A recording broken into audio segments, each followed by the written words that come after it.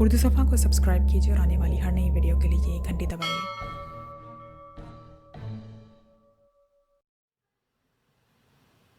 गुस्से का इजहार या बेबसी का? इमामा के जुमले पर वो दम बखुद उसे देखने लगा। जब हज़रत ईसा अलैहिस्सलाम पर लोग ईमान नहीं लाए थे तो उन्होंने लोगों को गालियां तो नहीं दी। हज़रत मोहम्मद सल्लल्लाहु अलैहि वसल्लम पर भी लोग ईमान नहीं लाए थे तो उन्होंने भी किसी को गालियां नहीं दी। मोहम्मद सल्लल्लाहु अलैहि वसल्लम ने तो उन लोगों के लिए दुआ भी की जिन्होंने उन्हें पत्थर मारे। जो वही कुरान पाक की सूरत में हज़रत मोहम्मद सल्लल्लाहु अलैहि वसल्लम पर नाजिल हुई है उसमें कोई गाली नहीं मिलती।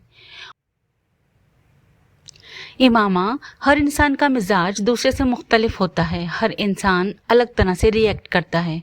वसीम ने तेज़ी से कहा। इमामा ने क़ायल न होने वाले अंदाज में सर हिलाया। मैं हर इंसान की बात नहीं कर रही हूँ, मैं नबी की बात कर रही हूँ। जो शख्स अपने गुस्से पर काबू नहीं रख सकता वो नबूवत का दावा कैसे कर सकता है? जिस शख्स की ज़बान से गालियाँ निकलती हों उसकी ज़बान से हक़ व सदाकत की बात निकल सकती है? वसीम, मुझे अपने मज़हब और अक़ीदे के बारे में उलझन सी है। वो एक लम्हे के लिए रुकी। मैंने इतनी तफसीर में अक्सर किसी उम्मती नबी का जिक्र पाया है तो वह हज़रत ईसा अलैहिस्सलाम है, और मैं नहीं समझती कि हमारे नबी हज़रत ईसा अलैहिस्सलाम या मसीह मऊद हैं। नहीं, ये वो नहीं हैं जिनके बारे में कुरान पाक में जिक्र है। इस बार उसने अपने अल्फाज की खुद ही पुरजोर तरदीद की। तुम अब अपनी बकवास बंद कर लो तो बेहतर है, वसीम ने तुर्श लहजे में कहा। काफ़ी फजूल बातें कर चुकी हो तुम। फजूल बातें? इमामा ने बेयकीनी से उसे देखा। तुम कह रहे हो मैं फजूल बातें कर रही हूँ। मस्जिद अक्सा अगर हमारे शहर में है तो फिर जो इतने सैकड़ों सालों से फ़लस्तीन में मस्जिद अक्सा है वो क्या है? एक नाम की दो मुक़द्दस जगहें दुनिया में बनाकर खुदा तो मुसलमानों को कंफ्यूज नहीं कर सकता। मुसलमानों को छोड़ो, यहूदी ईसाई सारी दुनिया इसी मस्जिद को क़िबला अव्वल तस्लीम करती है। अगर कोई नहीं करता तो हम ही नहीं करते, ये अजीब बात नहीं है? इमामा, मैं इन मामलात पर तुमसे बहस नहीं कर सकता। बेहतर है कि तुम इस मसले को बाबा से डिस्कस करो, वसीम ने उकताकर कहा। वैसे तुम गलती कर रही हो इस तरह की फजूल बहस शुरू करके। मैं बाबा को तुम्हारी ये सारी बातें बता दूंगा और ये भी कि तुम आजकल क्या पढ़ रही हो, वसीम ने जाते जाते धमकाने वाले अंदाज में कहा। वो कुछ सोचकर उलझे हुए अंदाज में अपने होंठ काटने लगी। वसीम कुछ देर नाराज़गी का इजहार करके कमरे से बाहर चला गया। वो उठकर कमरे में टहलने लगी। वो हाशिम मुबीन से डरती थी और जानती थी कि वसीम उनसे इस बात का जिक्र ज़रूर करेगा। वो उनके रद्द-ए-अमल से खौफज़दा थी। वसीम ने हाशिम मुबीन को उमामा के साथ होने वाली बहस के बारे में बता दिया था, मगर उसने बहुत सी ऐसी बातों को सेंसर कर दिया था जिस पर हाशिम मुबीन के भिड़क उठने का इम्कान था। उसके बावजूद हाशिम मुबीन दम बखुद रह गए थे, यूं जैसे उन्हें सांप सूंघ गया हो। ये सब तुमसे इमामा ने कहा है? एक लंबी खामोशी के बाद उन्होंने वसीम से पूछा। उसने असबात में सर हिला दिया। उसे बुला कर लाओ। वसीम को झिझकते हुए उनके कमरे से निकल गया। उमामा को खुद बुलाकर लाने की बजाय उसने मुलाजिम के हाथ पैगाम भिजवा दिया और ख़ुद अपने कमरे में चला गया। वो इमामा और हाशिम मुबीन की गुफ्तगू के दौरान मौजूद रहना नहीं चाहता था। हाशिम मुबीन के कमरे के दरवाजे पर दस्तक देकर वो अंदर दाखिल हुई तो उस वक्त हाशिम और उनकी बेगम बिल्कुल खामोश बैठे थे। हाशिम मुबीन ने उसे जिन नज़रों से देखा था उसने उसके जिस्म की लर्जिश में कुछ और इजाफा कर दिया था। बाबा, आपने मुझे बुलवाया था। कोशिश के बावजूद वो रवानी से बात नहीं कह सकी। हाँ, मैंने बुलवाया था। वसीम से क्या बकवास की है तुमने? हाशिम मुबीन ने बिला तमहीद बुलंद आवाज़ में उससे पूछा। वो अपने होठों पर ज़बान फेर कर रह गई। क्या पूछ रहा हूँ तुमसे? वो एक बार फिर दहाड़े। शर्म से डूब मरना चाहिए तुम्हें। खुद गुनाह करती हो और अपने साथ हमें भी गुनाहगार बनाती हो। इमामा की आंखों में आंसू आ गए। تمہیں اپنی اولاد کہتے ہوئے مجھے شرم آ رہی ہے. کون سی کتابیں لائی ہو تم؟ وہ مشتعل ہو گئے تھے. جہاں سے یہ کتابیں لے کر آئی ہو کل تک وہیں دے آؤ ورنہ میں انہیں اٹھا کر باہر پھینک دوں گا. جی بابا. اس نے اپنے آنسو پوچھتے ہوئے صرف اتنا ہی کہا. اور آج کے بعد اگر تم نے جویریہ کے ساتھ میل جول رکھا تو میں تمہارا کالج جانا بھی بند کر دوں گا. بابا، جویریہ نے مجھ سے کچھ نہیں کہا، اس کو کچھ بھی نہیں پتا ہے. اس بار امامہ نے قدرے مضبوط آواز میں احتجاج کیا. تو پھر اور کون ہے جو تمہارے دماغ میں یہ خناس بھر رہا ہے؟ وہ بری طرح چلائے. میں خود ہی. امامہ نے کچھ کہنے کی کوشش کی. ہو کیا گیا ہے تم کو؟ اپنی عمر دیکھو اور چلی ہو تم عقیدے جانچنے، اپنی نبوت کو پرکھنے. ہاشم مبین کا پارا پھر ہائی ہو گیا. اپنی باپ کی شکل دیکھو جس نے ساری عمر تبلیغ میں گزار دی. کیا میں عقل کا اندھا ہوں یا پھر تم مجھ سے زیادہ عقل رکھتی ہو؟ جمعہ 4 دن ہوئے ہیں تمہیں پیدا ہوئے اور تم چل پڑی ہو اپنے نبی کی نبوت کو ثابت کرنے. ہاشم مبین اب اٹھ کھڑے ہو گئے. تم منہ میں سونے کا چمچ لے کر اس نبی کی وجہ سے پیدا ہوئی ہو جس کی نبوت کو آج تم جانچنے بیٹھ گئی ہو. وہ نہ ہوتا تو سڑک پہ دھکے کھا رہا ہوتا ہمارا سارا خاندان، اور تم اس قدر احسان فراموش اور بے ضمیر ہو چکی ہو کہ جس تھالی میں کھاتی ہو اسی میں چھید کر رہی ہو. ہاشم مبین کی آواز پھٹ رہی تھی. امامہ کے آنکھوں سے بہنے والے آنسوؤں کی رفتار میں اور اضافہ ہو گیا. بند کرو یہ لکھنا پڑھنا اور گھر بیٹھو. تم یہ تعلیم حاصل کر رہی ہو جو تمہیں گمراہی کی طرف لے جا رہی ہے. ان کے اگلے جملے پر امامہ کی سٹی گم ہو گئی. اس کے وہم و گمان میں بھی نہیں تھا کہ وہ اسے گھر بٹھانے کی بات کریں گے. بابا آئی ایم سوری. ان کے ایک جملے نے اسے گھٹنے ٹیکنے پر مجبور کر دیا. مجھے تمہارے کسی ایکسکیوز کی ضرورت نہیں ہے، بس کہہ دیا کہ گھر بیٹھو تو گھر بیٹھو. بابا میرا یہ مطلب تو نہیں تھا. پتہ نہیں وسیم اس نے آپ سے کس طرح بات کی ہے. اس کے آنسو اور تیزی سے بہنے لگے. پھر بھی میں آپ سے کہہ رہی ہوں کہ میں آئندہ ایسا کچھ نہیں پڑھوں گی، نہ ہی ایسی کوئی بات کروں گی. پلیز بابا. اس نے منت کی. ان معذرتوں کا سلسلہ وہی ختم نہیں ہوا تھا. اگلے کئی دن تک وہ ہاشم مبین سے معافی مانگتی رہی اور پھر تقریباً 1 ہفتے بعد وہ نرم پڑ ہی گئے تھے اور انہوں نے اسے کالج جانے کی اجازت دے دی تھی. مگر اس 1 ہفتے میں وہ اپنے پورے گھر کی لعنت ملامت کا شکار رہی تھی.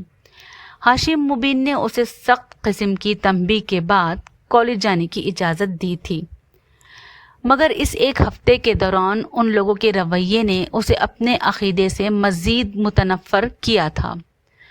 اس نے ان کتابوں کو پڑھنے کا سلسلہ روکا نہیں تھا، بس فرق یہ تھا کہ پہلے وہ انہیں گھر لے آتی تھی اور اب وہ انہیں کالج کی لائبریری میں ہی پڑھ لیا کرتی تھی. FSC میں میرٹ لسٹ پر آنے کے بعد اس نے میڈیکل کالج میں ایڈمیشن لے لیا تھا.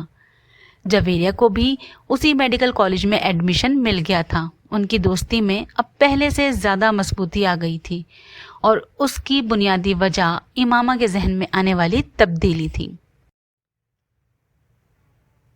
صبیحہ سے امامہ کی پہلی ملاقات اتفاقاً ہوئی تھی.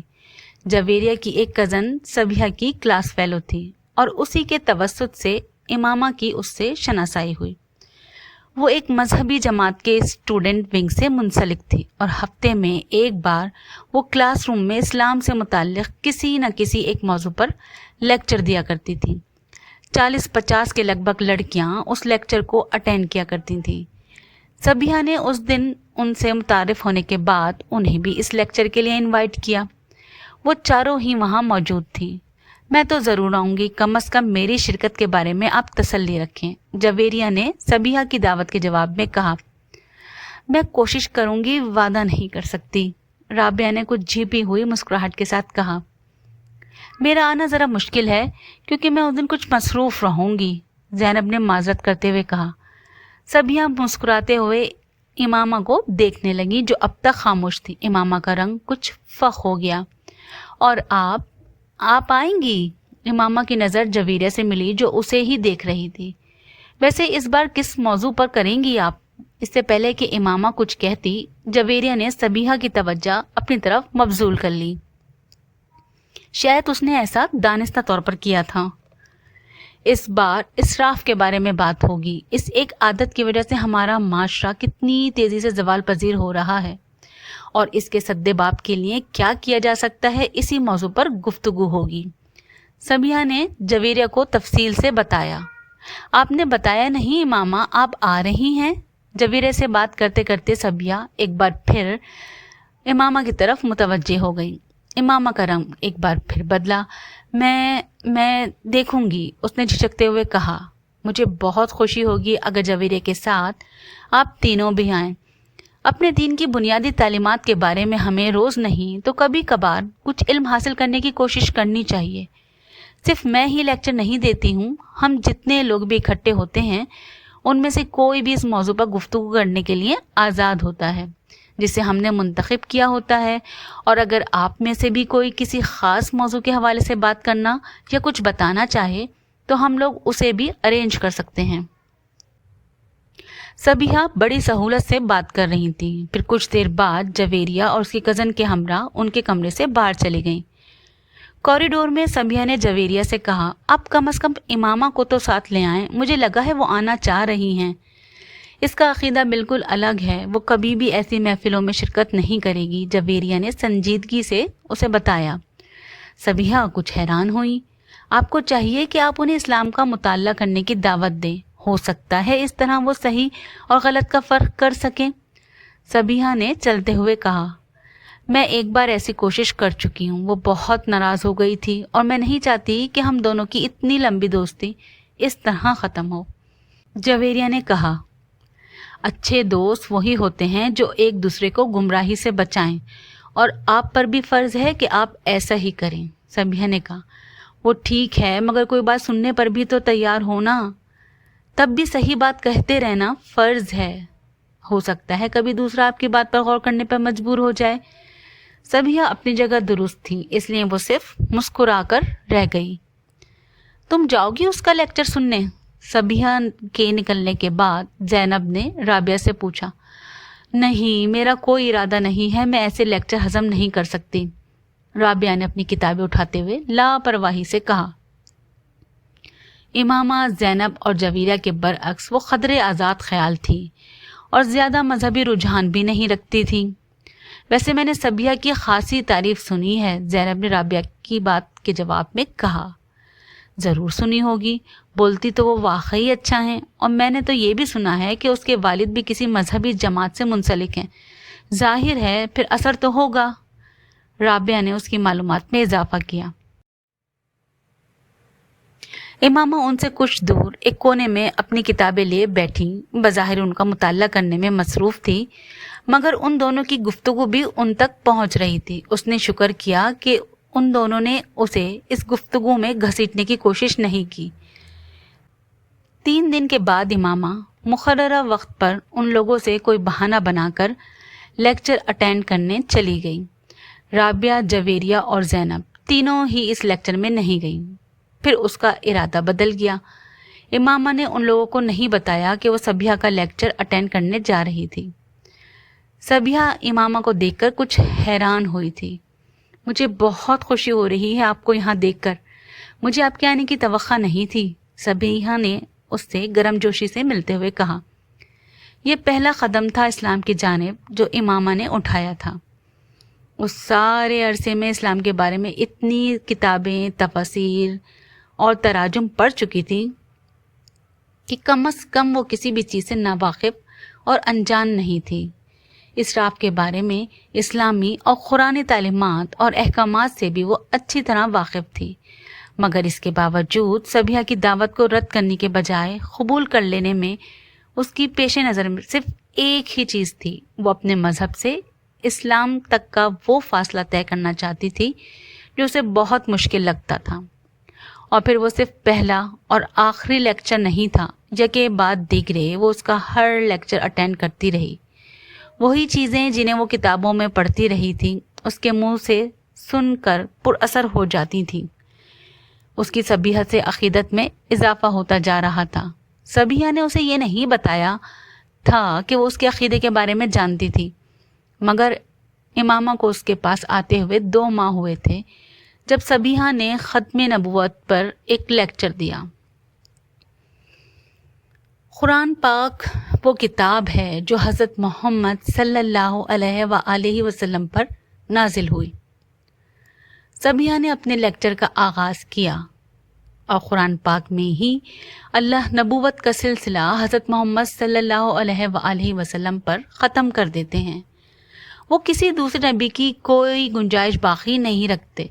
اگر کسی نبی یعنی حضرت عیسیٰ علیہ السلام کا دوبارہ نزول کا ذکر ہے تو وہ بھی ایک نئے نبی کی شکل میں نہیں ہے، بلکہ ایک ایسے نبی کا دوبارہ نزول ہے جن پر نبوت حضرت محمد صلی اللہ علیہ وسلم سے بہت پہلے نازل کر دی گئی تھی، اور جن کا دوبارہ نزول ان کی اپنی امت کے لیے نہیں بلکہ حضرت محمد صلی اللہ علیہ وآلہ وسلم کی امت کے لیے ہی ہوگا، اور آخری نبی حضرت محمد صلی اللہ علیہ وآلہ وسلم ہی رہیں گے۔ کسی بھی آنے والے دور میں یا کسی بھی گزر جانے والے دور میں یہ رتبہ اور فضیلت کسی اور کو نہیں دی گئی۔ کیا یہ ممکن ہے کہ اللہ ایک پیغمبر کو یہ رتبہ اور درجہ عطا کرتا اور پھر اسے چھین کر کسی دوسرے شخص کو دے دیتا ہے؟ قرآن پاک میں اللہ تعالیٰ فرماتا ہے، بات میں اللہ سے بڑھ کر سچا کون ہے؟ تو کیا یہ ممکن ہے کہ وہ اپنی بات کو خود ہی رد کر دیتا؟ اور پھر اگر اللہ کی اس بات کی گواہی حضرت محمد صلی اللہ علیہ وآلہ وسلم خود دیتے ہیں کہ ہاں وہ اللہ کے آخری رسول ہیں اور ان کے بعد دوبارہ کوئی نبی نہیں آئے گا، تو پھر کیا ہمارے لیے کسی بھی طور پر یہ جائز اور مناسب ہے کہ ہم کسی دوسرے شخص کے نبوت کے دعوے پر غور کریں؟ انسان اللہ کی مخلوقات میں سے وہ واحد مخلوق ہے جسے عقل جیسی نعمت سے نوازا گیا، اور یہ ایک ایسی مخلوق ہے جو اسی عقل کو استعمال کر کے سوچنے پہ آئے تو خود اللہ کے وجود کے لیے ثبوت کی تلاش شروع کر دیتی ہے، پھر اس سلسلے کو یہیں پر محدود نہیں رکھتی بلکہ اسے پیغمبروں کی ذات تک دراز کر دیتی ہے۔ پہلے سے موجود پیغمبروں کی نبوت کے بارے میں سوال کرتی ہے، پھر انہیں پیغمبر مان لیتی ہے، اور اس کے بعد قرآن کے واضح احکامات کے باوجود زمین پر مزید پیغمبروں کی تلاش شروع کر دیتی ہے، اور اس تلاش میں یہ بات فراموش کر دیتی ہے کہ نبی بنتا نہیں تھا، بنایا جاتا تھا، اسے مبعوث کیا جاتا تھا، اور ہم انسانی ایولیوشن کی ان آخری دہائیوں میں کھڑے ہیں جہاں مزید نبیوں کی آمد کا سلسلہ اس لیے ختم کر دیا گیا کیونکہ انسان کے لیے ایک دین اور ایک نبی کا انتخاب کر لیا گیا تھا۔ اب کسی نئے عقیدے کی ضرورت نہیں بلکہ صرف تقلید کی ہے، صرف تقلید یعنی پریکٹس اس ایک آخری اور مکمل دین کی جسے پیغمبر اسلام حضرت محمد مصطفیٰ صلی اللہ علیہ وآلہ وسلم پر ختم کر دیا گیا ہے۔ اب وہ ہر شخص خسارے میں رہے گا جو دین کی رسی کو مضبوطی سے تھامنے کے بجائے تفرقے کی راہ اختیار کرے گا۔ اگر ہماری اعلیٰ تعلیم اور ہمارا شعور ہمیں دین کے بارے میں صحیح اور غلط کی تمیز تک نہیں دے سکتے تو پھر ہم میں اور اس جانور میں کوئی فرق نہیں جو سبز تازہ گھاس کے ایک گٹھے کے پیچھے کہیں بھی جا سکتا ہے، اس بات کی پرواہ کیے بغیر کہ اس کا ریوڑ کہاں ہے۔ 40 منٹ کے اس لیکچر میں سبیحہ نے کسی اور غلط عقیدے یا فرقے کا ذکر بھی نہیں کیا تھا۔ اس نے جو کچھ کہا تھا بالواسطہ کہا تھا، صرف ایک چیز بلا واسطہ کہی تھی، اور وہ حضرت محمد صلی اللہ علیہ وآلہ وسلم کی ختم نبوت کا اقرار تھا۔ اللہ کے آخری پیغمبر حضرت محمد صلی اللہ علیہ وآلہ وسلم تھے جنہوں نے 1400 سال پہلے مدینہ میں وفات پائی۔ 1400 سال سے پہلے مسلمان ایک امت کے طور پر اسی ایک شخص کے سائے میں کھڑے ہیں۔ 1400 سال بعد بھی ہمارے لیے وہ ایک آخری نبی ہی ہیں جن کے بعد کوئی دوسرا نبی بھیجا گیا نہ بھیجا جائے گا، اور ہر وہ شخص جو کسی دوسرے شخص میں کسی دوسرے نبی کا عکس تلاش کرنے کی کوشش کرتا ہے اسے ایک بار اپنے ایمان کا اثر نو جائزہ لینا چاہیے۔ شاید یہ کوشش اسے اس عذاب سے بچا دے جس میں وہ اپنے آپ کو مبتلا کرنے کی کوشش کر رہا ہے۔ امامہ ہر لیکچر کے بعد صبیحہ سے مل کر جایا کرتی تھی۔ اس لیکچر کے بعد وہ صبیحہ سے نہیں ملی۔ ایک لمحہ بعد وہاں رکے بغیر وہ وہاں سے چلی آئی۔ عجیب سے ذہنی انتشار میں مبتلا ہو کر وہ کالج سے باہر نکل کر پیدل چلتی رہی۔ کتنی دیر فٹ پاتھ پر چلتی رہی اور اس نے کتنی سڑکیں عبور کی اسے اندازہ نہیں ہوا۔ کسی معمول کی طرح چلتے ہوئے وہ فٹ پاتھ سے نیچے نہر کے کنارے بنی ہوئی ایک بینچ پر جا کر بیٹھ گئی۔ سورج غروب ہونے والا تھا اور اوپر سڑک پر گاڑیوں کے شور میں اضافہ ہو گیا تھا۔ وہ چپ چاپ نہر کے بہتے ہوئے پانی کو دیکھتی رہی۔ ایک لمبی خاموشی کے بعد اس نے بڑبڑاتے ہوئے خود سے پوچھا، آخر میں کیا کر رہی ہوں؟ اپنے ساتھ کیوں اپنے آپ کو الجھا رہی ہوں؟ آخر کس یقین کی کھوج میں سرگرداں ہوں اور کیوں؟ میں اس سب کے لیے تو یہاں لاہور نہیں آئی، میں تو یہاں ڈاکٹر بننے آئی ہوں۔ مجھے آئی اسپیشلسٹ بننا ہے۔ پیغمبر پیغمبر پیغمبر، میرے لیے ہر چیز وہاں کیوں ختم ہو جاتی ہے؟ اس نے اپنے دونوں ہاتھوں سے اپنا چہرہ ڈھانپ لیا۔ مجھے اس سب سے نجات حاصل کرنی ہے۔ میں اس طرح اپنی اسٹڈیز پر کبھی توجہ نہیں دے سکتی۔ مذہب اور عقیدہ میرا مسئلہ نہیں ہونا چاہیے۔ صحیح یا غلط جو میرے بڑوں نے دیا وہی ٹھیک ہے۔ میں اب صبیحہ کے پاس نہیں جاؤں گی۔ میں مذہب یا پیغمبر کے بارے میں کبھی نہیں سوچوں گی، کبھی بھی نہیں۔ وہاں بیٹھے بیٹھے اس نے طے کیا تھا۔ رات کو 8 بجے وہ واپس آئی تو جویریہ اور رابعہ کچھ فکر مند سی تھیں۔ بس ایسے ہی مارکیٹ چلی گئی تھی۔ اس نے ستے ہوئے چہرے کے ساتھ انہیں بتایا، ارے ماما، تم تو بہت ہی عرصے بعد آئی ہو نا؟ آخر آنا کیوں چھوڑ دیا تم نے؟ بہت دنوں بعد ایک بار پھر صبیحہ کے پاس پہنچ گئی۔ صبیحہ کا لیکچر شروع ہونے ہی والا تھا۔ مجھے آپ سے کچھ باتیں کرنی ہیں، آپ اپنا لیکچر ختم کر لیں، میں باہر بیٹھ کر آپ کا انتظار کر رہی ہوں۔ امامہ نے اس کی بات کا جواب دینے کے بجائے اس سے کہا۔ ٹھیک 45 منٹ کے بعد جب صبیحہ اپنا لیکچر ختم کر کے باہر نکلی تو اس نے امامہ کو باہر کوریڈور میں ٹہلتے پایا۔ وہ صبیحہ کے ساتھ دوبارہ اسی کمرے میں آن بیٹھی جو اب خالی تھا۔ صبیحہ خاموشی سے اس کی طرف سے بات شروع کرنے کا انتظار کرتی رہی۔ امامہ چند لمحے کسی سوچ میں ڈوبی رہی، پھر اس نے صبیحہ سے کہا، آپ کو پتہ ہے میں کس مذہب سے ہوں؟ ہاں میں جانتی ہوں، جویریہ نے مجھے بتایا تھا، صبیحہ نے پرسکون انداز میں کہا۔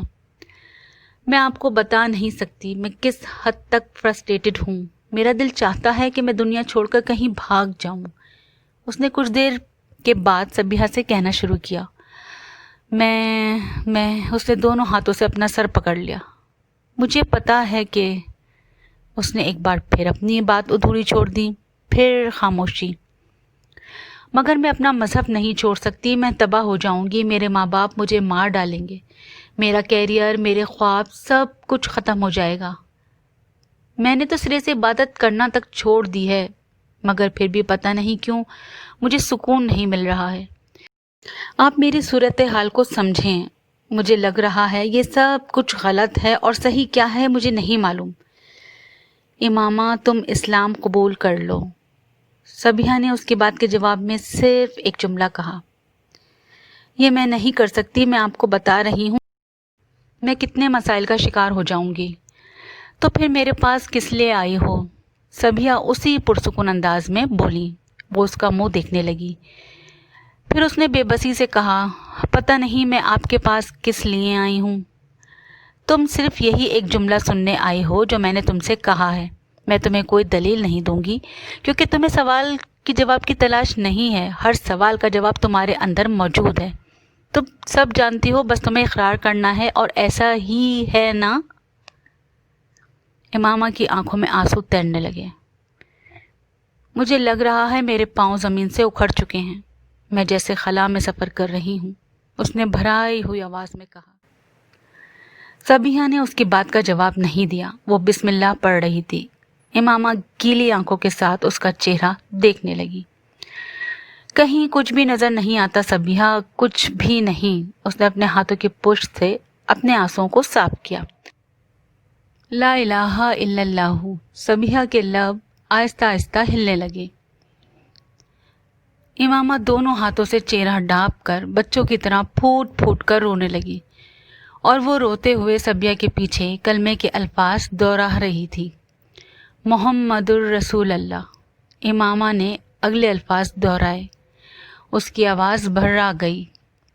امامہ کی سمجھ میں نہیں آ رہا تھا کہ اسے اتنا رونا کیوں آ رہا تھا۔ اسے کوئی پچھتاوا، کوئی افسوس نہیں تھا، مگر پھر بھی اسے اپنے آنسوؤں پر قابو پانا مشکل ہو رہا تھا۔ بہت دیر تک روتے رہنے کے بعد اس نے جب سر اٹھایا تو سبیہ اس کے پاس ہی بیٹھی ہوئی تھی۔ امامہ گیلے چہرے کے ساتھ اسے دیکھ کر مسکرا دی۔ رابعہ اور جویریہ ایک دوسرے کا منہ دیکھ رہی تھی، اور امامہ اپنے پاؤں کے انگوٹھے کے ساتھ فرش کو رگڑتے ہوئے کسی سوچ میں ڈوبی ہوئی تھی۔ تمہیں یہ سب کچھ ہمیں پہلے ہی بتا دینا چاہیے تھا، جویریہ نے ایک طویل خاموشی کے بعد اس خاموشی کو توڑا۔ امامہ نے سر اٹھا کر اسے دیکھا اور پرسکون انداز میں کہا، اس سے کیا ہوتا؟ کم از کم ہم تمہارے بارے میں کسی غلط فہمی کا شکار تو نہ ہوتے، اور تمہاری مدد کر سکتے تھے ہم دونوں۔ امامہ سر جھٹکتے ہوئے عجیب سے انداز میں مسکرائی، اس سے کوئی خاص فرق نہیں پڑتا۔ مجھے تو بہت خوشی ہے امامہ کہ تم نے ایک صحیح راستے کا انتخاب کیا ہے۔ دیر سے ہی صحیح، مگر تم غلط راستے سے ہٹ گئی ہو، جویریہ نے اس کے پاس بیٹھتے ہوئے نرم لہجے میں کہا۔ تم اندازہ نہیں کر سکتی کہ میں اس وقت تمہارے لیے اپنے دل میں کیا محسوس کر رہی ہوں۔ امامہ چپ چاپ اسے دیکھتی رہی۔ تمہیں اگر ہم دونوں کی طرف سے کسی بھی مدد کی ضرورت ہو تو ہچکچانا مت، تمہاری مدد کر کے ہمیں خوشی ہوگی۔ مجھے واقعی تم لوگوں کی مدد کی بہت ضرورت ہے، بہت زیادہ ضرورت ہے، امامہ نے کہا۔ میری وجہ سے اگر تم نے اپنے مذہب کی اصلیت جانچ کر اسے چھوڑ دیا ہے تو، جویریہ کہہ رہی تھی۔ امامہ اس کا چہرہ دیکھنے لگی۔ تمہاری وجہ سے؟ اس نے جویریہ کا چہرہ دیکھتے ہوئے سوچا۔ اس کا ذہن اسے کہیں اور لے جا رہا تھا۔ دھند میں اب ایک اور چہرہ ابھر رہا تھا۔ وہ اسے دیکھتی رہی۔ وہ چہرہ آہستہ آہستہ واضح ہو رہا تھا، زیر آب ابھرنے والے کسی نقش کی طرح۔ چہرہ اب واضح ہو گیا تھا۔ امامہ مسکرائی۔ وہ اس چہرے کو پہچان سکتی تھی۔ اس نے اس چہرے کے ہونٹوں کو ہلتے دیکھا۔ آہستہ آہستہ وہ آواز سن سکتی تھی۔ وہ آواز سن رہی تھی، خطرہ مانگے جو تو اسے دریا دے دے، خطرہ مانگے جو تو اسے دریا دے دے، مجھ کو کچھ اور نہ دے اپنی تمنا دے دے۔ میں صرف یہ چاہتی ہوں کہ تم لوگ کسی کو کچھ نہ بتاؤ، زینب کو بھی نہیں۔ اپنے سر کو جھٹکتے ہوئے اس نے جویریہ اور رابعہ سے کہا تھا۔ ان دونوں نے ازبات میں سر ہلا دیا۔ کچھ نہیں مانگتا شاہوں سے یہ شیدا تیرا، کچھ نہیں مانگتا شاہوں سے یہ شیدا تیرا، اس کی دولت ہے فقط نقش کف پا تیرا۔ پورے خط سے میں کھڑا ہوں تو یہ تیرا ہے کرم، مجھ کو جھکنے نہیں دیتا ہے سہارا تیرا۔ لوگ کہتے ہیں کہ سایہ تیرے پیکر کا نہ تھا، لوگ کہتے ہیں کہ سایہ تیرے پیکر کا نہ تھا، میں تو کہتا ہوں جہاں بھر پہ ہے سایہ تیرا۔ وہ اس آواز کو پہچانتی تھی، یہ جلال انصر کی آواز تھی۔ امامہ میڈیکل کالج میں چند روز ہوئے تھے جب ایک ویکینڈ پر اسلام آباد آنے کے بعد اس نے رات کو زینب کے گھر لاہور فون کیا۔ بیٹا میں زینب کو بلاتی ہوں، تم ہولڈ رکھو۔ زینب کی امی فون رکھ کر چلی گئیں۔ وہ ریسیور کان سے لگائے انتظار کرنے لگی۔ کچھ نہیں مانگتا ہوں شاہوں سے یہ شیدا تیرا، اس کی دولت ہے فقط نقش کف پا تیرا۔ مردانہ آواز میں فون پر سنائی دینے والی وہ نعت امامہ نے پہلے بھی سنی تھی، مگر اس وقت جو کوئی بھی اسے پڑھ رہا تھا وہ کمال جذب سے اسے پڑھ رہا تھا۔ پورے خط سے کھڑا ہوں تو یہ تیرا ہے کرم، مجھ کو جھکنے نہیں دیتا ہے سہارا تیرا۔ اسے اندازہ نہیں تھا کہ کسی مرد کی آواز اتنی خوبصورت ہو سکتی ہے، اس قدر خوبصورت کہ پوری دنیا اس آواز کی قید میں لگے۔ امامہ نے اپنا سانس روک لیا، یا شاید وہ سانس لینا بھول گئی۔ لوگ کہتے ہیں کہ سایہ تیرے پیکر کا نہ تھا، میں کہتا ہوں جہاں بھر پہ ہے سایہ تیرا۔ انسان کی زندگی میں کچھ ساعتیں سعد ہوتی ہیں۔ شب قدر کی رات میں آنے والے اس سعد کی طرح جیسے بہت سے لوگ گزر جانے دیتے ہیں، صرف چند اس سعد کے انتظار میں ہاتھ اٹھائے جھولی پھیلائے بیٹھے ہوتے ہیں، اس سعد کے انتظار میں جو چلتے پانی کو روک دے اور رکے ہوئے پانی کو رواں کر دے، جو دل سے نکلنے والی دعاؤں کو لبوں تک آنے سے پہلے مقدر بنا دے۔ امامہ ہاشم کی زندگی میں وہ ساعت شب قدر کی کسی رات کو نہیں آئی تھی، نہ اس نے اس ساعت کے لیے ہاتھ اٹھائے تھے، نہ جھولی پھیلائی تھی۔ پھر بھی اس نے زمین و آسمان کی گردش کو کچھ دیر کے لیے تھمتے دیکھا تھا، پوری کائنات کو ایک گنبد بے درد میں بدلتے دیکھا تھا، جس کے اندر بس ایک ہی آواز گونج رہی تھی، دستگیری میری تنہائی کی تو نے ہی تو کی، میں تو مر جاتا اگر ساتھ نہ ہوتا تیرا۔ وہ اندھیروں سے بھی دراز نہ گزر جاتا، وہ اندھیروں سے بھی دراز نہ گزر جاتے ہیں، جن کے ماتھے پہ چمکتا ہے ستارہ تیرا۔ آواز بہت صاف اور واضح تھی۔ امامہ بت کی طرح ریسیور ہاتھ میں لیے بیٹھی رہی۔ ہیلو امامہ، دوسری طرف زینب کی آواز گونجی اور وہ آواز میں گم ہو گئی۔ چند لمحوں کے لیے زمین کی رکی ہوئی گردش دوبارہ بحال ہو گئی۔ ہیلو امامہ، آواز سن رہی ہو میری؟ وہ ایک جھٹکے سے ہوش کی دنیا میں واپس آئی۔ ہاں میں سن رہی ہوں۔ میں نے سوچا لائن کٹ گئی۔ دوسری طرف سے زینب نے کچھ مطمئن ہوتے ہوئے کہا۔ امامہ اگلے چند منٹ اس سے بات کرتی رہی، مگر اس کا دماغ اور دل کہیں اور تھا۔ جلال الدین انصر زینب کا بڑا بھائی تھا اور امامہ غائبانہ طور پر اس سے واقف تھی۔ زینب اس کی کلاس فیلو تھی اور اس سے امامہ کا تعارف وہیں میڈیکل کالج میں ہوا تھا۔ چند ماہ میں ہی یہ تعارف اچھی خاصی دوستی میں بدل گیا۔ اس تعارف میں اسے یہ پتہ چلا کہ وہ لوگ 4 بہن بھائی تھے۔ جلال سب سے بڑا تھا اور ہاؤس جاب کر رہا تھا۔ زینب کے والد وابڈا میں انجینئر تھے اور ان کا گھرانہ کافی مذہبی تھا۔ اسلام آباد پر اس نے زینب سے نعت پڑھنے والے اس شخص کے بارے میں پوچھا۔ زینب، اس رات جو میں نے تمہیں فون کیا تھا تو کوئی نعت پڑھ رہا تھا، وہ کون تھا؟ اس نے اپنے لہجے کو حتی الامکان نارمل رکھتے ہوئے کہا۔ وہ جلال بھائی تھے۔ ایک مقابلے میں حصہ لینے کے لیے وہ نعت یاد کر رہے تھے۔ فون کوریڈور میں ہے اور ان کے کمرے کا دروازہ کھلا تھا، اسی لیے آواز تم تک پہنچ گئی۔ زینب نے تفصیل بتا دی۔ بہت اچھی آواز ہے ان کی۔ ہاں، آواز تو بہت ہی اچھی ہے ان کی۔ قرات تو نعت سے بھی زیادہ خوبصورت کرتے ہیں۔ بہت سے مقابلوں میں انعام بھی لے چکے ہیں۔ ابھی بھی کالج میں ایک مقابلہ ہونے والا ہے، تم اس میں انہیں سننا۔ زینب تب یہ نہیں جانتی تھی کہ امامہ کس مذہب کی تھی۔ وہ جس طرح پردے کا خیال رکھتی تھی، زینب کا خیال تھا کہ وہ کسی مذہبی گھرانے سے تعلق رکھتی ہے۔ خود زینب بھی خاصی مذہبی گھرانے سے تعلق رکھتی تھی اور چادر اوڑھا کرتی تھی۔ 2-3 دن کے بعد امامہ جلال انصر کی نعت سننے کے لیے اپنے فرینڈز کو بتائے بغیر کلاسز بنک کر کے نعتوں کے اس مقابلے میں چلی گئی تھی۔ جلال انصر کو اس دن اس نے پہلی بار دیکھا تھا۔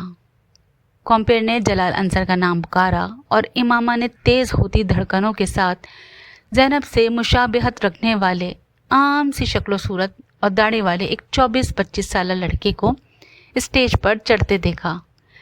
اسٹیج پر سیڑھیاں چڑھنے سے لے کر روسٹرم کے پیچھے آ کر کھڑے ہونے تک امامہ نے ایک بار بھی اپنی نظر جلال انصر کے چہرے سے نہیں ہٹائی۔ اس نے اسے سینے پر ہاتھ باندھتے اور آنکھیں بند کرتے دیکھا۔ کچھ نہیں مانگتا شاہوں سے یہ شیدا تیرا، اس کی دولت ہے فقط نقش کف پا تیرا۔ امامہ کو اپنے پورے وجود میں ایک لہر سی دوڑتی محسوس ہوئی۔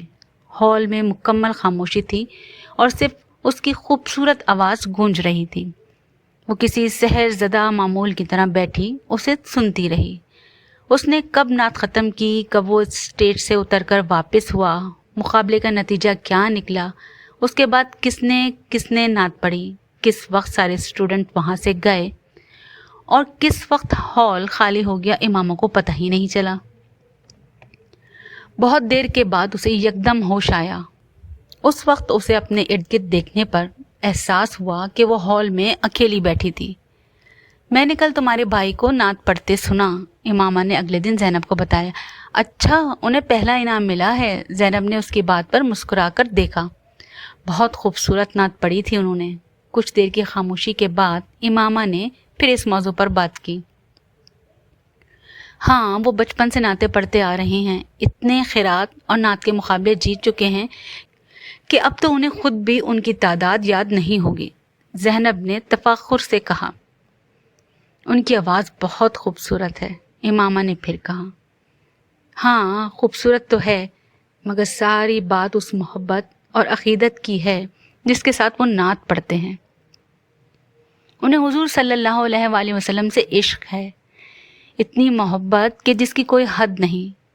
قرات اور نعت کے علاوہ انہوں نے کبھی کوئی اور چیز نہیں پڑھی، حالانکہ اسکول اور کالج میں انہیں بہت مجبور کیا جاتا رہا، مگر ان کا ایک ہی جواب ہوتا کہ میں جس زبان سے حضرت محمد صلی اللہ علیہ وآلہ وسلم کا قصیدہ پڑھتا ہوں، اس زبان سے کسی اور شخص کا قصیدہ نہیں پڑھ سکتا۔ محبت تو ہم بھی حضور صلی اللہ علیہ وآلہ وسلم سے کرتے ہیں، مگر جیسے بھائی کرتے ہیں نا، ویسی محبت تو ہم میں سے کوئی بھی نہیں کر سکتا۔ پچھلے 10 سالوں میں ایک بار بھی انہوں نے نماز قضا نہیں کی، ہر ماہ ایک قرآن پاک پڑھتے ہیں۔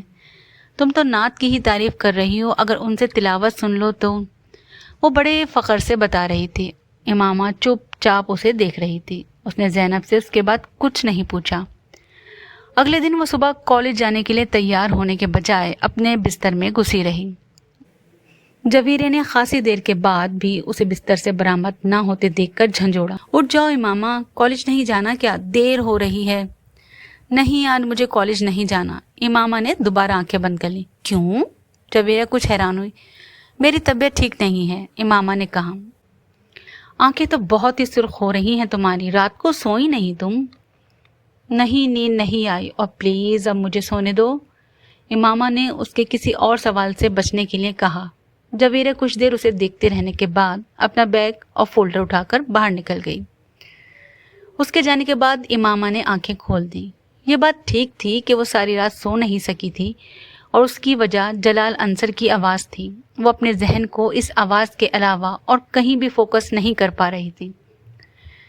جلال انصر، اس نے زیر لب اس کا نام دہرایا۔ آخر اس کی آواز کیوں مجھے اس قدر اچھی لگ رہی ہے کہ میں اپنے ذہن سے نکال ہی نہیں پا رہی۔ اس نے الجھے ہوئے ذہن کے ساتھ بستر سے نکلتے ہوئے سوچا۔ وہ اپنے کمرے کی کھلی ہوئی کھڑکی میں آ کر کھڑی ہو گئی۔ میرے بھائی کی آواز میں ساری تاثیر حضرت محمد صلی اللہ علیہ وآلہ وسلم کے عشق کی وجہ سے ہے۔ اس کے کانوں میں زینب کی آواز گونجی۔ آواز میں تاثیر اور عشق۔ اس نے بے چینی سے پہلو بدلا۔ سوز، گداس، لوچ، مٹھاس، آخر کیا تھا اس آواز میں؟ وہ اٹھ کر کھڑکی سے باہر دیکھنے لگی۔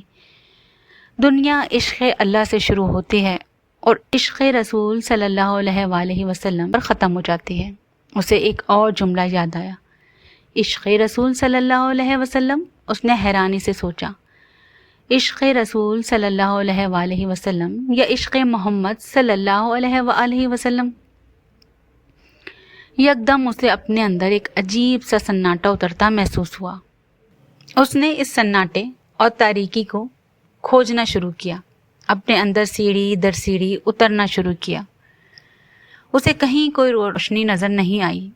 آخر وہ کیا چیز ہوتی ہے جو حضرت محمد صلی اللہ علیہ وآلہ وسلم کا نام سننے پر لوگوں کی آنکھوں میں آنسو اور لبوں پر درود لے آتی ہے؟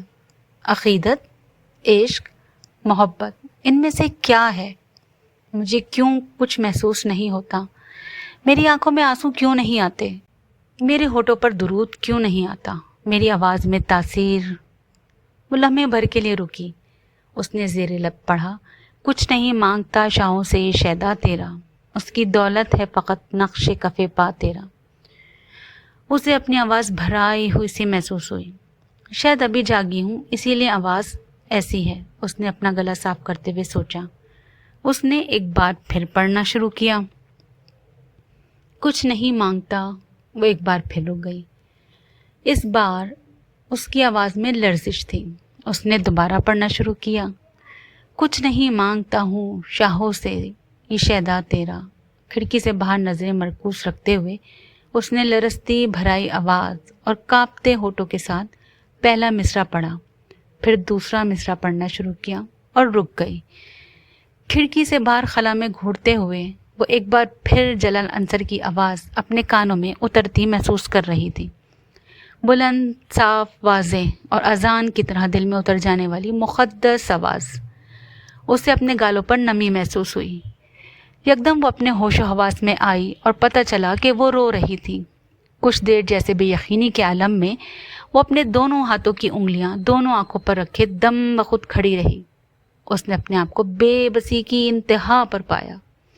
آنکھوں پر ہاتھ رکھے وہ آہستہ آہستہ گھٹنوں کے بل وہیں زمین پر بیٹھ گئی اور اس نے پھوٹ پھوٹ کر رونا شروع کر دیا۔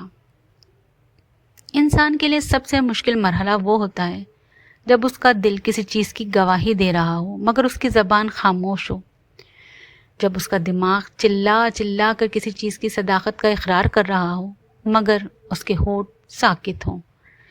امامہ ہاشم کی بھی اپنی زندگی اسی مرحلے پر آن پہنچی تھی۔ جو فیصلہ وہ پچھلے 2-3 سالوں سے نہیں کر پا رہی تھی، وہ فیصلہ آج ایک آواز نے چند دنوں میں کروا دیا تھا۔ یہ جانے، یہ کھوجے، یہ پرکھے بغیر کہ آخر لوگ کیوں حضرت محمد صلی اللہ علیہ وآلہ وسلم سے اتنی عقیدت رکھتے ہیں، آخر کیوں عشق رسول صلی اللہ علیہ وآلہ وسلم کی بات کی جاتی ہے۔ اس نے اتنے سال اپنے نبی کے قصیدے سنے تھے، اس پر کبھی رخت تاری نہیں ہوئی تھی، کبھی اس کا وجود موم بن کر نہیں پگھلا تھا، کبھی اسے کسی پر رشک نہیں آیا تھا، مگر ہر بار حضرت محمد صلی اللہ علیہ وآلہ وسلم کا نام پڑھتے، دیکھتے اور سنتے ہوئے وہ عجیب سی کیفیات کا شکار ہوتی تھی۔ ہر بار، ہر دفعہ اس کا دل اس نام کی طرف کھنچتا چلا جاتا تھا اور سبیہ کے پاس نہ جانے کے اس کے سارے ارادے بھاپ بن کر اڑ گئے تھے۔ جلال انصر کی آواز تاریکی میں نظر آنے والے جگنو کی طرح تھی جس کے تعاقب میں وہ بنا سوچے سمجھے چل پڑی تھی۔ میں تجھے عالم اشیاء میں بھی پا لیتا ہوں، میں تجھے عالم اشیاء میں بھی پا لیتا ہوں، لوگ کہتے ہیں کہ ہے عالم بالا تیرا۔ امامہ کے لیے وہ ایک نئے سفر کا آغاز تھا۔ وہ پہلے کی طرح باقاعدگی سے سبیہ کے پاس جانے لگی۔ ان اجتماعات میں شرکت کرنے سے اگر ایک طرف اپنے فیصلے پر استقامت بخشی تو دوسری طرف باقی ماندہ شبہات کو بھی دور کر دیا۔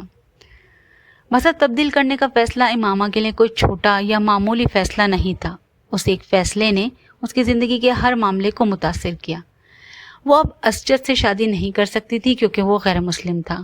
اسے جلد یا بدیر اپنے گھر والوں سے علیحدگی بھی اختیار کرنی تھی کیونکہ وہ اب ایسے کسی ماحول میں رہنا نہیں چاہتی تھی جہاں اسلام شعار اور عقائد میں اتنے دھڑلے سے تحریفات کی جاتی تھیں۔ وہ اس پیسے کے بارے میں بھی شکوک کا شکار ہونے لگی تھی جو اسے اپنی تعلیم اور دوسرے اخراجات کے لیے ہاشم مبین کی طرف سے ملتے تھے۔ چند سال پہلے تک پریوں کی کہانی نظر آنے والی زندگی یکدم ایک ڈراؤنے خواب میں تبدیل ہو گئی تھی اور زندگی کے اس مشکل راستے کا انتخاب اس نے خود کیا تھا۔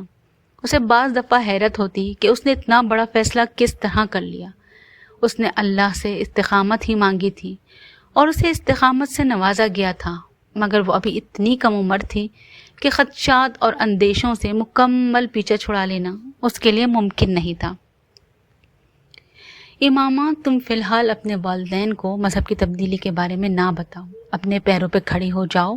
اس وقت نہ صرف تم آسانی سے اسجد سے شادی سے انکار کر سکتی ہو بلکہ انہیں اپنے مذہب کی تبدیلی کے بارے میں بھی بتا سکتی ہو۔ سبیہ نے ایک بار اس کے خدشات سننے کے بعد اسے مشورہ دیا۔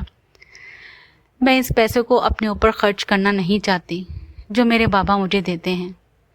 اب جب کہ میں جانتی ہوں کہ میرے والد ایک جھوٹے مذہب کی تبلیغ کر رہے ہیں، یہ جائز تو نہیں کہ میں ایسے شخص سے اپنے اخراجات کے لیے رقم لوں۔ تم ٹھیک کہتی ہو، مگر تمہارے پاس فی الحال کوئی دوسرا راستہ نہیں ہے۔ بہتر ہے کہ تم اپنی تعلیم مکمل کر لو، اس کے بعد تمہیں اپنے والد سے کچھ بھی نہیں لینا پڑے گا۔ سبیہ نے اسے سمجھایا۔ سبیہ اگر اسے یہ راہ نہ دکھاتی تب بھی امامہ اس کے علاوہ اور کچھ نہیں کر سکتی تھی۔ اس میں فی الحال اتنی ہمت نہیں تھی کہ وہ اپنی زندگی کی سب سے بڑی خواہش چھوڑ دیتی۔ اس وقت رات کے 10 بجے تھے جب وہ سینما سے باہر نکل کر آیا تھا۔ اس کے ہاتھ میں اب بھی ایک پاپ کارن کا پیکٹ تھا۔ وہ کسی گہری سوچ میں ڈوبا ہوا پاپ کارن کھاتے ہوئے سڑک پر چل رہا تھا۔ آدھا گھنٹے تک سڑکیں ناپتے رہنے کے بعد اس نے ایک بہت بڑے بنگلے کی گھنٹی بجائی تھی۔ صاحب کھانا لگاؤں؟ لاؤنج میں داخل ہونے پر ملازم نے اسے دیکھ کر پوچھا۔ نہیں، اس نے نفی میں سر ہلاتے ہوئے کہا۔ دودھ؟ نہیں۔ وہ رکے بغیر وہاں سے گزرتا چلا گیا اور اپنے کمرے میں داخل ہو کر اس نے دروازہ بند کر لیا۔ کمرے کی لائٹ آن کر کے وہ کچھ دیر بے مقصد ادھر ادھر دیکھتا رہا، پھر باتھ روم کی طرف بڑھ گیا۔ شیونگ کٹ نکال کر اس کے اندر سے ایک ریزر بلیڈ نکال لیا اور اسے لے کر بیڈ روم میں آ گیا۔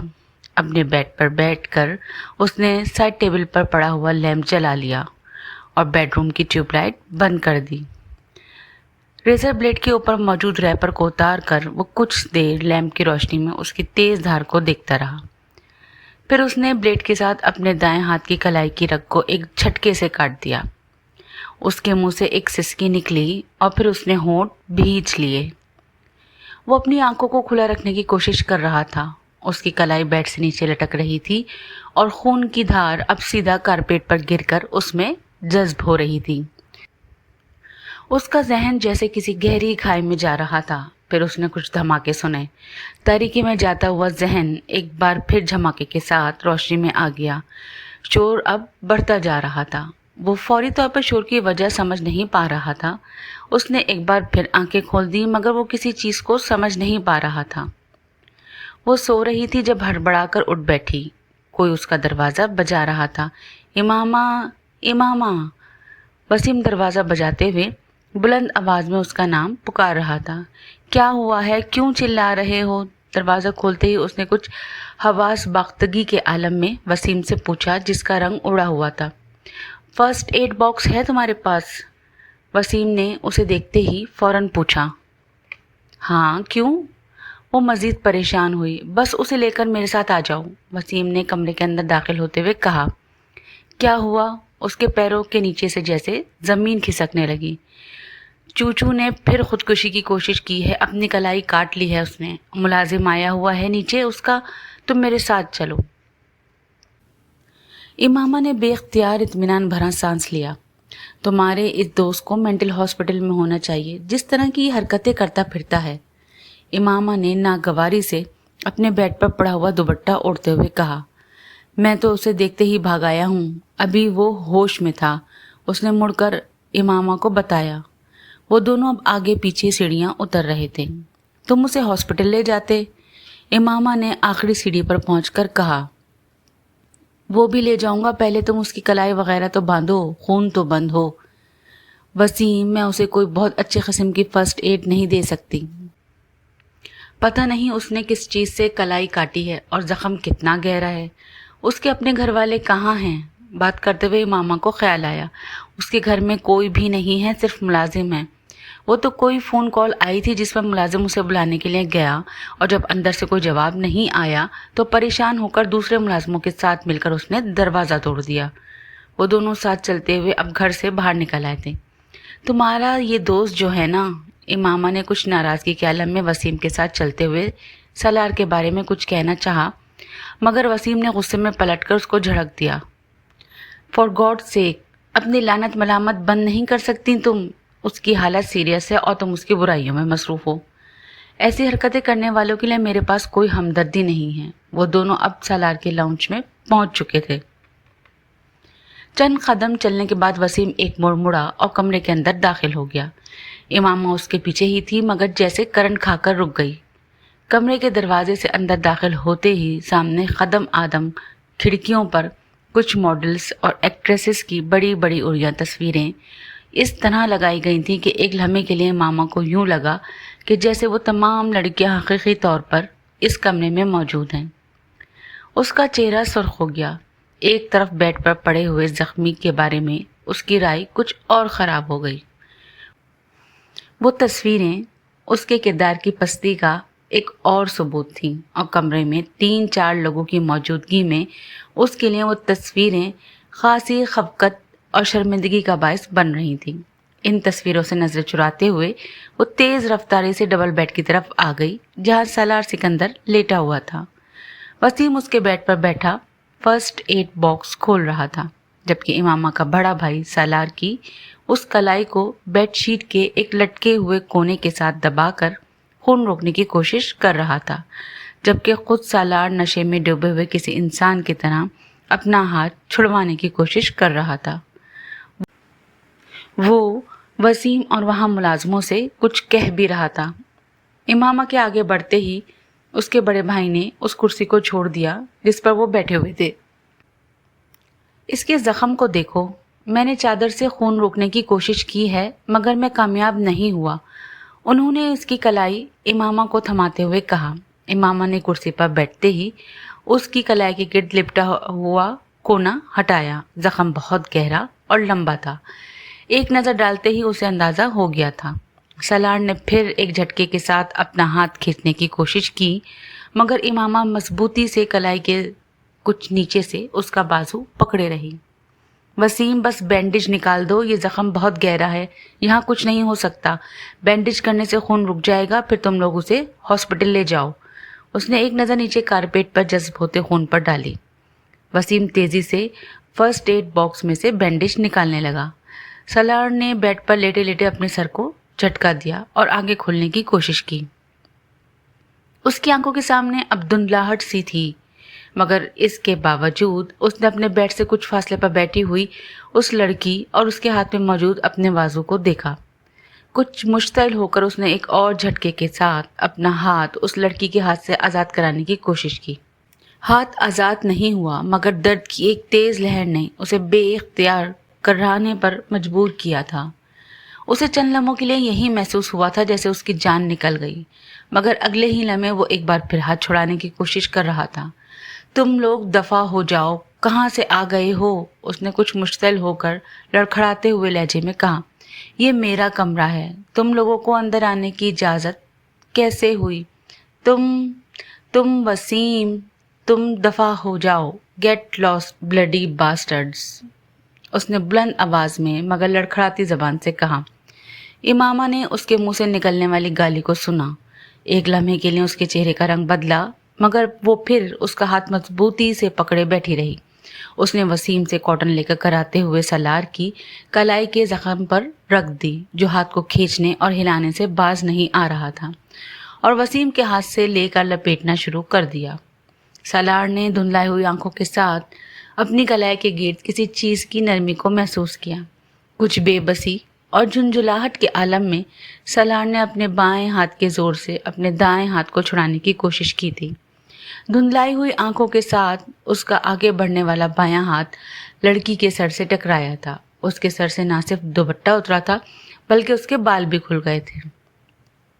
امامہ نے ہڑبڑا کر اسے دیکھا جو ایک بار پھر اپنا بایاں ہاتھ آگے لا رہا تھا۔ امامہ نے اپنے بائیں ہاتھ سے اس کی کلائی کو پکڑے رکھا جبکہ دائیں ہاتھ میں پکڑی ہوئی بینڈیج چھوڑ کر اپنی پوری قوت سے اپنا دایاں ہاتھ اس کے دائیں گال پر مارا۔ تھپڑ اتنا زناٹے دار تھا کہ ایک لمحے کے لیے سالار کی آنکھوں کے سامنے چھائی ہوئی دھند چھٹ گئی۔ کھلے منہ اور آنکھوں کے ساتھ دم بخود اس نے اس لڑکی کو دیکھا تھا جو سرخ چہرے کے ساتھ بلند آواز میں اس سے کہہ رہی تھی، اب اگر تم ہلے تو میں تمہارا دوسرا ہاتھ بھی کاٹ دوں گی، سنا تم نے؟ سالار نے اس لڑکی کے عق میں وسیم کو کچھ کہتے سنا مگر وہ کچھ سمجھ نہیں پایا۔ اس کا ذہن مکمل طور پر تاریکی میں ڈوب رہا تھا، مگر اس نے پھر ایک آواز سنی، نسوانی آواز، اس کا بلڈ پریشر چیک کرو۔ سالار کو بے اختیار چند لمحے پہلے اپنے گال پر پڑنے والا تھپڑ یاد آیا۔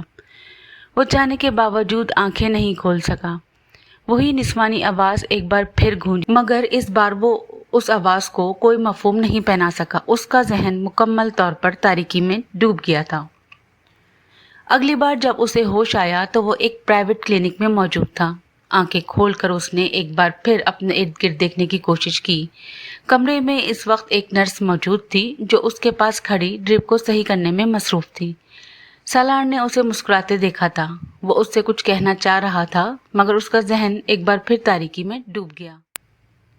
دوسری بار اسے کب ہوش آیا اسے اندازہ نہیں ہوا، مگر دوسری بار آنکھیں کھولنے پر اس نے اس کمرے میں کچھ شناسا چہرے دیکھے تھے۔ اسے آنکھیں کھولتے دیکھ کر ممی اس کی طرف بڑھ آئی تھیں۔ کیسا محسوس کر رہے ہو تم؟ انہوں نے اس پر جھکتے ہوئے بےتابی سے کہا۔ جسٹ فائن، سالار نے دور کھڑے سکندر عثمان کو دیکھتے ہوئے دھیمے لہجے میں کہا۔ اس سے پہلے کہ اس کی ممی کچھ اور کہتی، کمرے میں موجود ایک ڈاکٹر آگے آ گیا تھا۔ وہ اس کی نبض چیک کرنے لگا تھا۔ ڈاکٹر نے انجیکشن لگانے کے بعد ایک بار پھر اسے ڈرپ لگائی۔ سالار نے کچھ بیزاری کے ساتھ یہ کاروائیاں دیکھیں۔ ڈرپ لگانے کے بعد وہ سکندر عثمان اور اس کی بیوی سے باتیں کرنے لگا۔ سالار اس گفتگو کے دوران چھت کو گھورتا رہا۔ پھر کچھ دیر بعد ڈاکٹر کمرے سے نکل گیا۔ کمرے میں اب بالکل خاموشی تھی۔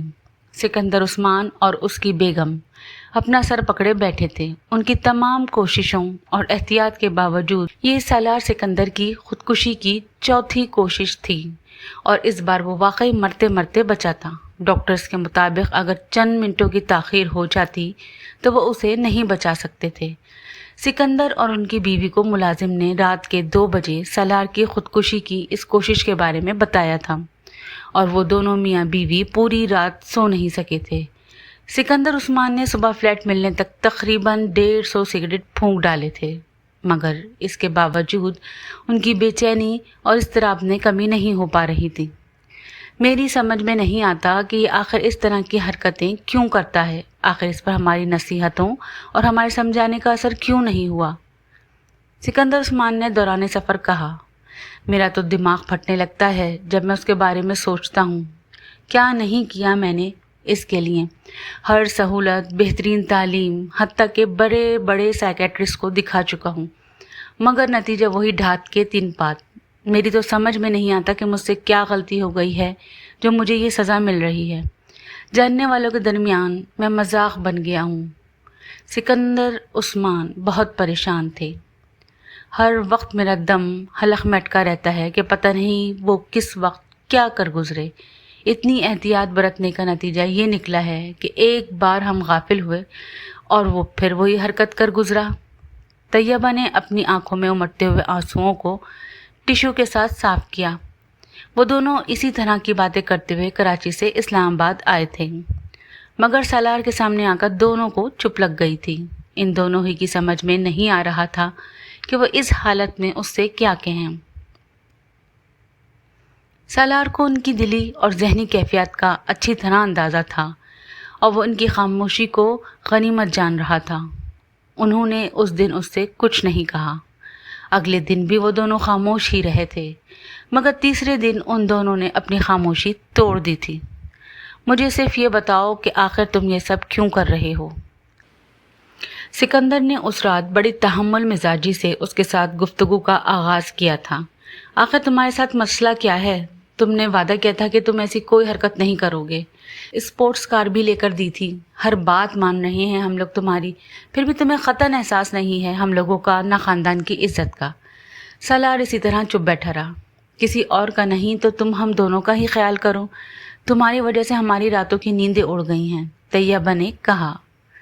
تمہیں کوئی پریشانی، کوئی پرابلم ہے تو ہم سے ڈسکس کرو، ہم سے کہو، مگر اس طرح مرنے کی کوشش کرنا۔ تم نے کبھی سوچا ہے کہ اگر تم ان کوششوں میں کامیاب ہو جاتے تو ہمارا کیا ہوتا؟ سالار خاموشی سے ان کی باتیں سنتا رہا۔ ان کی باتوں میں کچھ بھی نیا نہیں تھا۔ خودکشی کی ہر کوشش کے بعد وہ ان سے اسی طرح کی باتیں سنتا تھا۔ کچھ بولو، چپ کیوں ہو؟ کچھ سمجھ میں آ رہا ہے تمہیں؟ طیبہ نے جھنجھلا کر کہا۔ وہ انہیں دیکھنے لگا۔ ماں باپ کو اس طرح ذلیل کر کے بڑی خوشی ملتی ہے تمہیں؟ اس قدر شاندار مستقبل ہے تمہارا اور تم اپنی احمقانہ حرکتوں سے اپنی زندگی کو ختم کرنے کی کوششیں کر رہے ہو۔ لوگ ترستے ہیں اس طرح کے ایکیڈیمک ریکارڈ کے لیے، सिकंदर उस्मान ने उसका एकेडमिक रिकॉर्ड याद दिलाने की कोशिश की। सालार ने बेख्तियार एक जमाई ली। वो जानता था कि अब वो उसके बचपन से लेकर अब तक की कामयाबियों को दोहराना शुरू कर देंगे। ऐसा ही हुआ था। अगले 15 मिनट इस मौजू पर बोलने के बाद उन्होंने थक कर पूछा, आखिर तुम कुछ बोल क्यों नहीं रही हो? बोलो।